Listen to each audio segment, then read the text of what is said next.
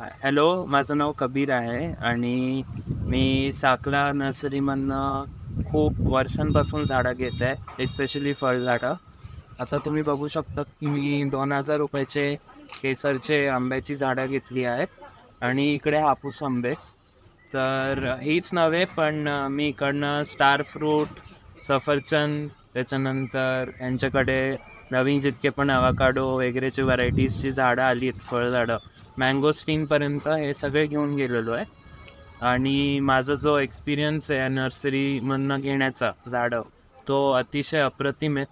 कारण की इकडे जे इस्पेशली केसर आणि हापूस आंबे आहेत ते इतके जबरदस्त निघतात की मी आत्तापर्यंत यांना एक्सपोर्ट आणि इम्पोर्ट दोन्ही केलेलं आहे. आणि मागच्या 2 वर्षापासून माझा एक्सपोर्ट इम्पोर्टचं चालू आहे माझ्या शेतावरून.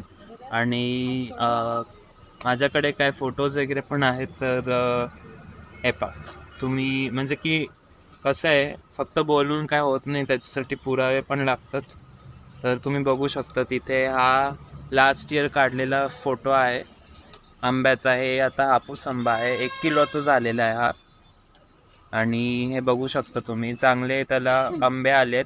मी इकडे हे केलं होतं की जे चांगले चांगले येतात आपले, ज्याला बहार येतो, ते ठेवायचे आंबे आणि बाकीचे छोटे छोटे जे हलके फुलके असतात त्यांना काढून टाकायचं.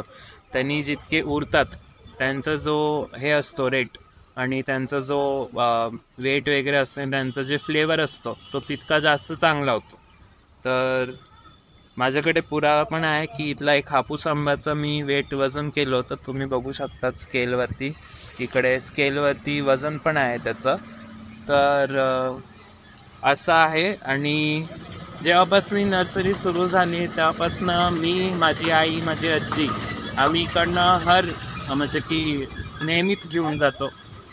फुलं झाडं वगैरे पण आहेत इकडे खूप चांगली. पण त्याच्यासकट जे फळझाडं आहेत ती एकदम अतिशय, म्हणजे तुम्ही डोळे झाकून जरी घेतलं तरी ते चांगले आहेत. छोटे घ्या, मोठे घ्या, तर कुठलेही घ्या, पण मस्त आहेत. आणि मी तर बोलेल की इथले केसर आणि हापूस आंबे तुम्ही जरूर ट्राय करायला पाहिजे. कारण की तुम्हाला जे उत्पन्न भेटेल काही वर्षांनी ते तुम्ही खरंच बोलाल की हां बाबा चांगलं आहे. सो तेच. थँक्यू.